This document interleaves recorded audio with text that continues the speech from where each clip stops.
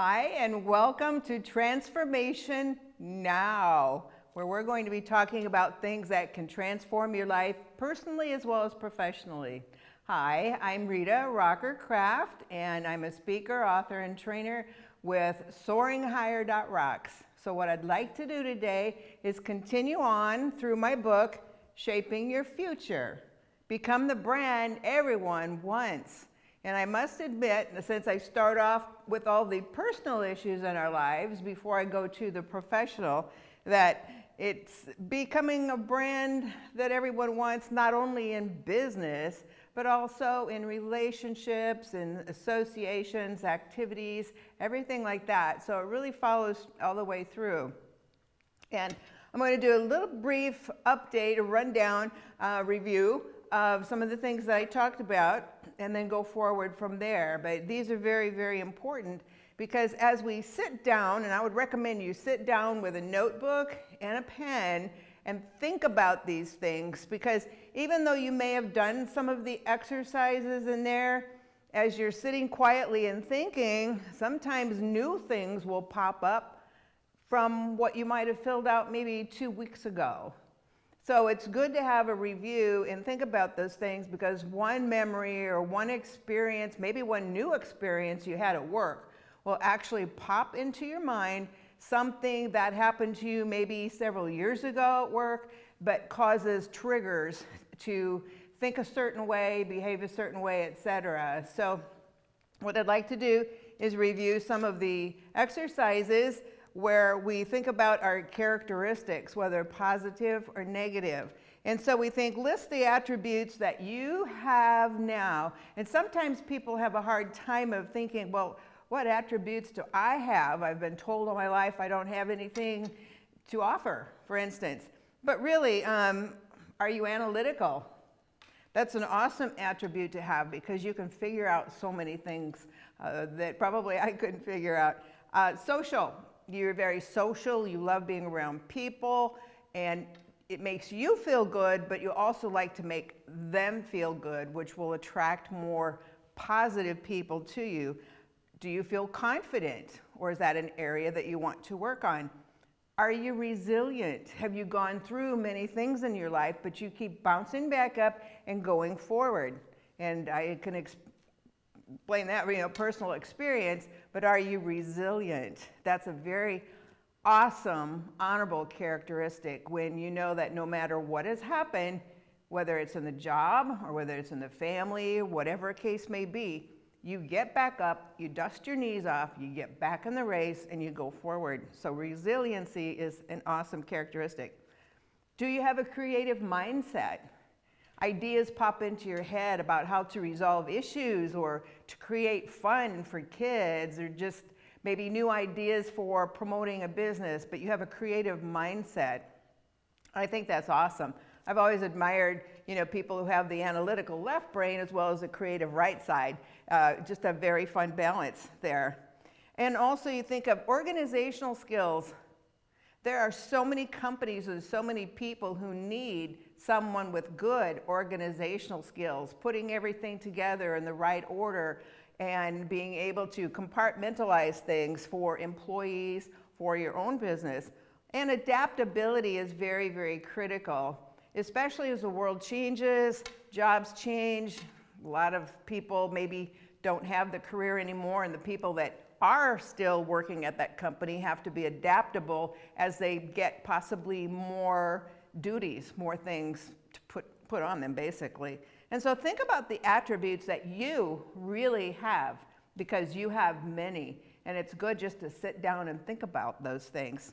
Record the traits necessary to exchange, and we've talked about this before, but it could be time blocks, exchanging, watching an evening of TV, to picking up an educational book or a fun, enjoyable book and reading it and getting your mind off of some of the other things that may be on your mind.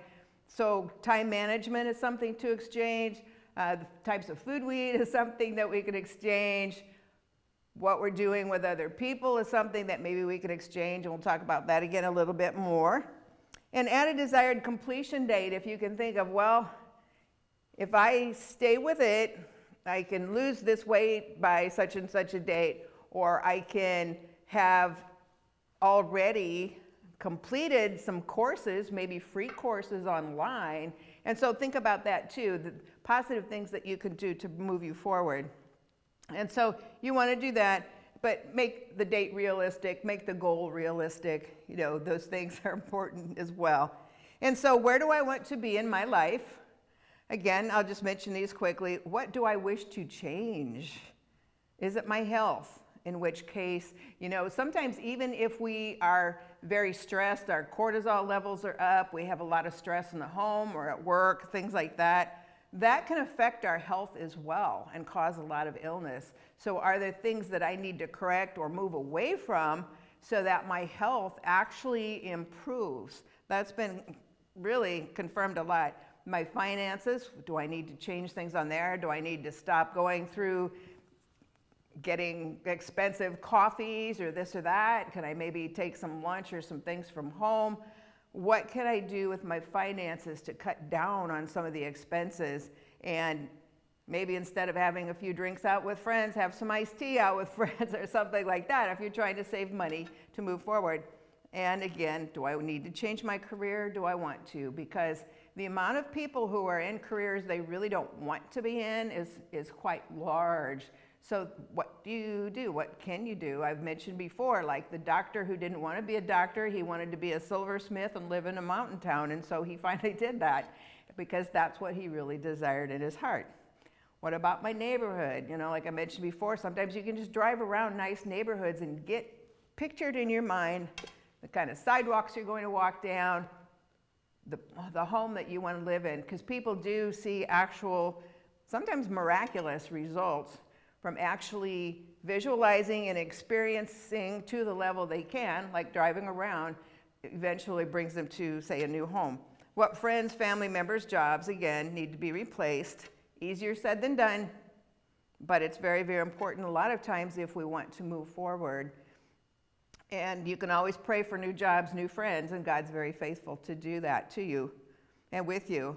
So which relationships are positive? Which ones are supportive? Which ones drain me or put me down? Which ones build me up? Those are the ones you want to start following.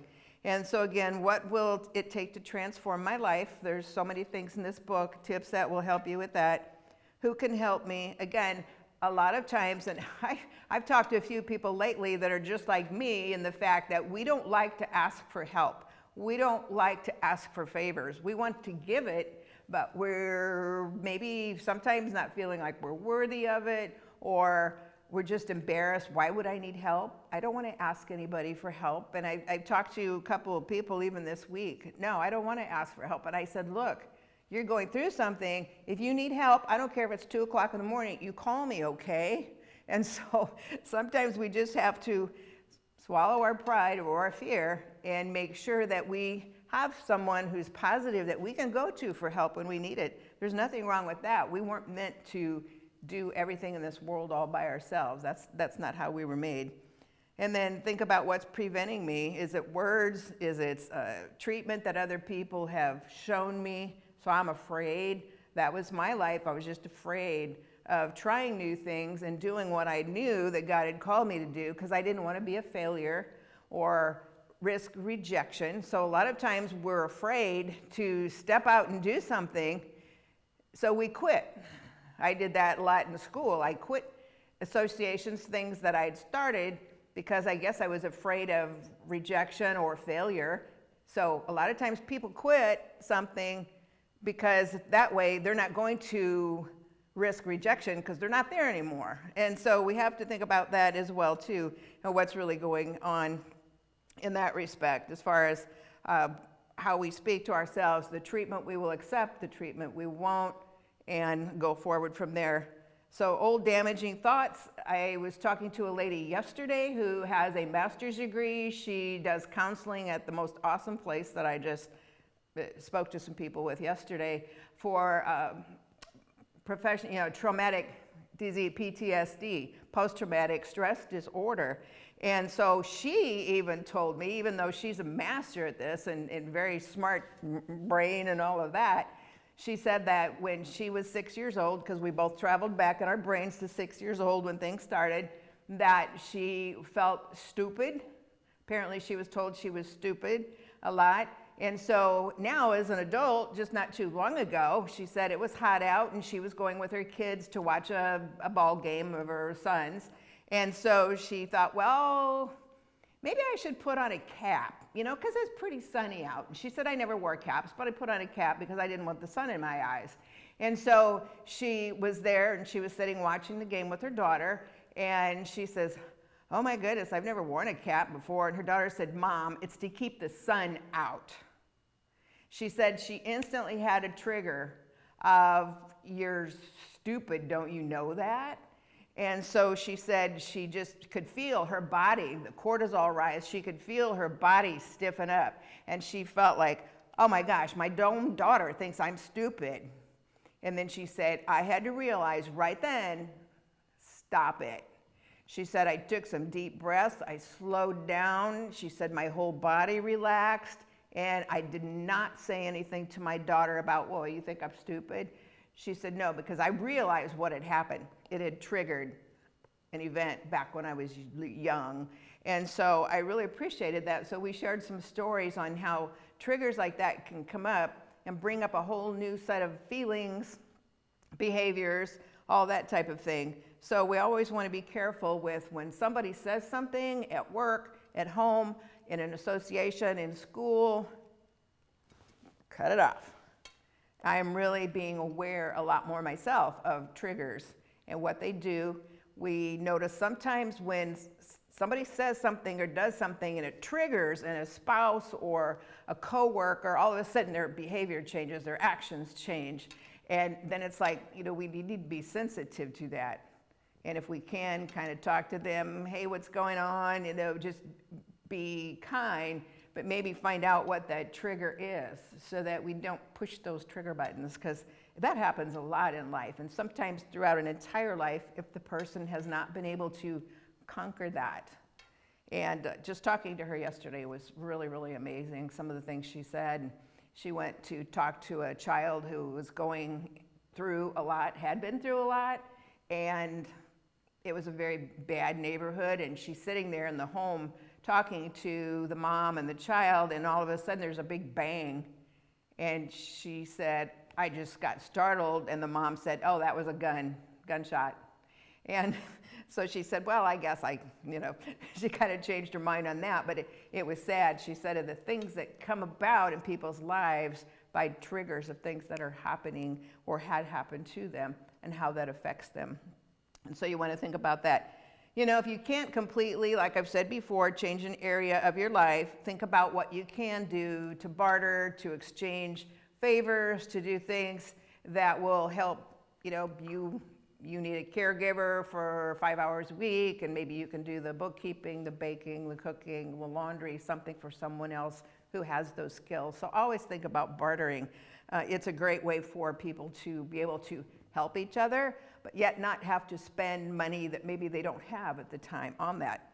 So then removing and adjusting and setting boundaries. Boundaries are so critical because so many times we're used to a certain way of life, and so other people will try to cross boundaries by their behaviors, by what they say, by how they treat us. And I remember having some boundaries from, I didn't have the boundaries I needed for abuse that I'd had in the past. And then it was like one day I woke up and go, whoa. No, I don't need this. I'm setting boundaries. I will not accept this. And so a lot in life changed at that time because people can feel that energy coming off of you. And I noticed that people would not approach me that were that way because I wasn't giving off that energy anymore of feeling unworthy or just attracting the wrong kind of energy. And so you always know you have boundaries to set, and you are the one who needs to set those boundaries. So think about that. And then any other changes that are beneficial. Holding on to negative past events, like I've mentioned before, is a process that really can destroy a person's life from the time they're little till the time they die, possibly, unless they get rid of them. But then there are so many powerful stories of people that go, nope. that may have taken my legs off in the war, that may have blinded me. I remember a 17-year-old girl that happened to in a car accident. It broke my heart, and her whole life was ahead of her, but she kept going to school, entered college, all of that, even though her life had totally changed. So what has changed? Do my feelings and habits that I'm retaining serve any worthwhile purpose for me? Do they really? Do they really serve a worthwhile purpose? Do they serve a worthwhile purpose for my family? Or is it hurting someone or causing distance? How is it affecting my family and my career? Are the things, the habits, the behaviors I'm retaining, how do they affect my job? Is it a benefit to me or not? How does it help me move forward with my goals?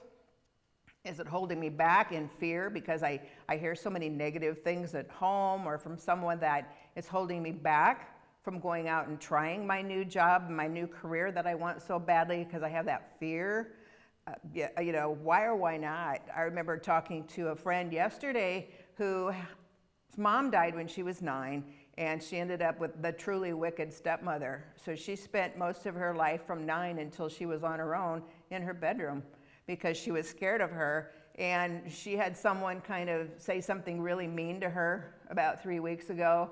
And so she said, when that happens to me, I just run away. I just back up and I don't want anything to do with that person anymore. And she said, are you afraid? She was referring to a certain person. I said, nope, not anymore.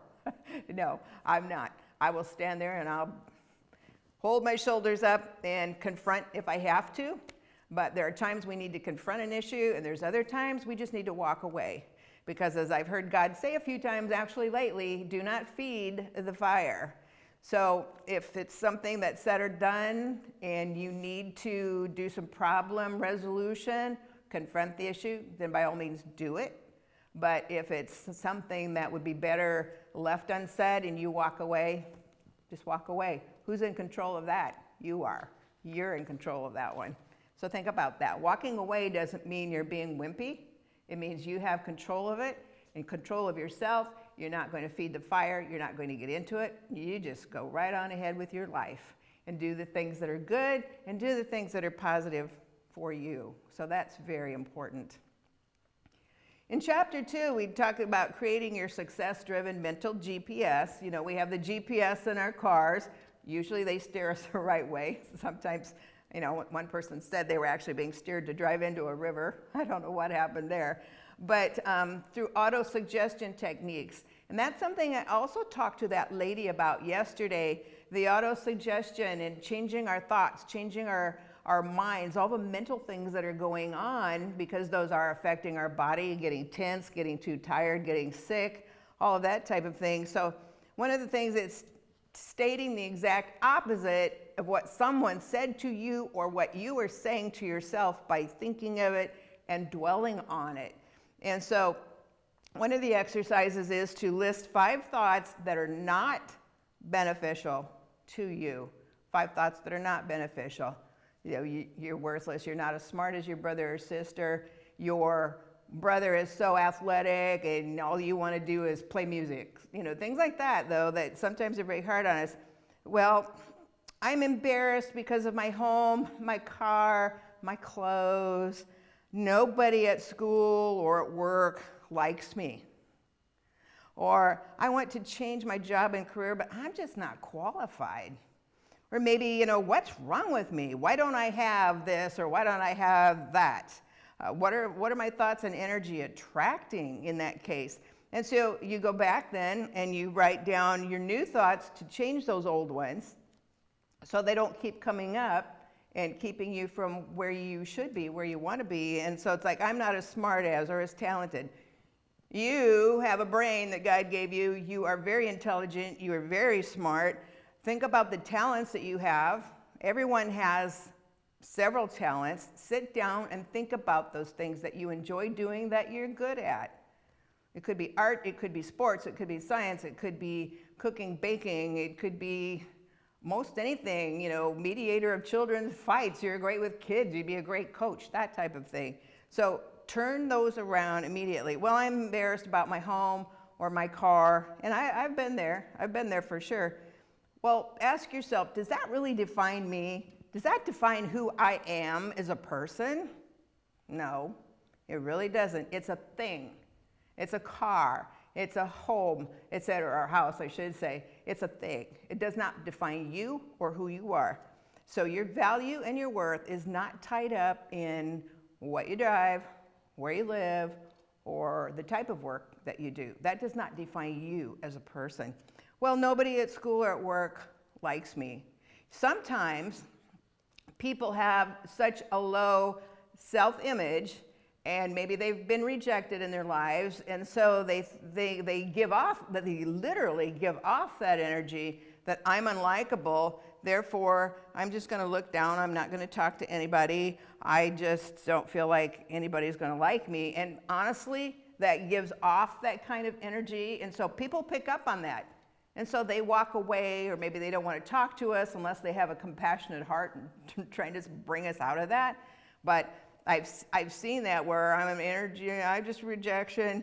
Well, that's where you really want to look at the other person, look at them, and think of what you can do to bless that person, to give them a compliment, things like that. So when you see someone that you think is rejecting you, reach out to them. It may be that they're doing the same thing. They're feeling the same way. A lot of times in networking events where you go out and you want to build up your business and you want to network, but if you don't feel valid and valuable and like you truly have things that you can do that will compete with someone else with the same skills, that will hold you back. People read that. They read it on your face. They read it in your body. They literally feel that energy. And what that can do is really cause some problems. So again, rewrite that if you need to. No, I'm very qualified.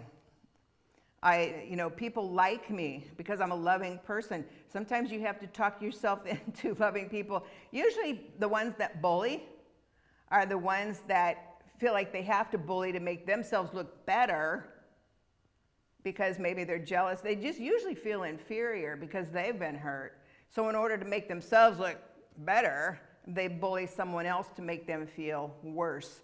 I was just looking yesterday, just quickly, going through internet things, and I saw a picture of a man and an older teenager in the car. And apparently what had happened, and this is awesome, is this young, it looked like a fairly young dad, but he found out that this older boy had been bullying his son. And so he confronted the kid about, bullying his son. He found out that the son had nothing. Sometimes he didn't even have a place to sleep. The kid had basically almost no clothes, nothing. That's why the kid was bullying this other boy.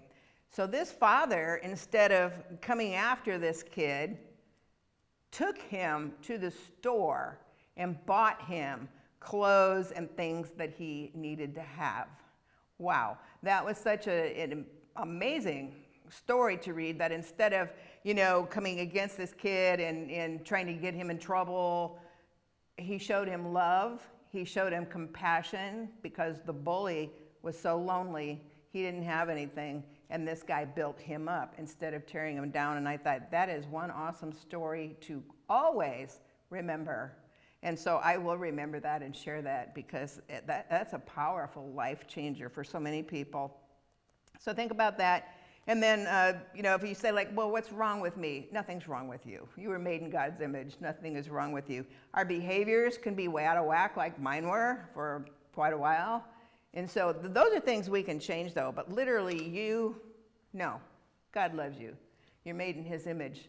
So think about that. Focus on that. And think about what you're attracting and what you want to push away, and the good things that you want to attract. So that's very important. So just a couple minutes on this last program here, but pushing through to your new destiny, we have to push. Things aren't going to fall out of the sky and land in our lap, usually. So we have to push for things. So positive energies that you feel, what you literally feel, it makes so much difference. Do you feel happy? Do you feel appreciated? Do you feel motivated? Do you feel energized? Or are you feeling, or the literal feelings that, your heart is broken, it's hurting, you're afraid, you're intimidated? look at your face and look at your body language. And even if you walk by a mirror at a store or something, look over at yourself. What are you projecting? Beaten down, sad, depressed, or confidence? And I don't mean being haughty. I mean the confident person. You're out there ready to roll. And so think about those things, the energies, the emotions that you feel. Because even people, sales reps that are going in to talk to someone or a group about selling products, they want all the statistics. These buyers want the statistics. They want all the facts. They want to know the benefits. However, you catch their emotions as well. And so, especially if somebody's speaking on a stage, they have a group of people that they're speaking to, it's not just about facts and figures. There's emotions going on in there. Oh yeah, we really need this because this would really help our people or push away. So think about the emotions that are being caused by that. And then any negative energies that you might feel, judgmental, angry, self-focused, sad, fearful, or positive. And that's what we're going for, is going forth in victory with a positive attitude. So I'll continue this on in our next program. Thank you so much. God bless you, and I'll see you soon.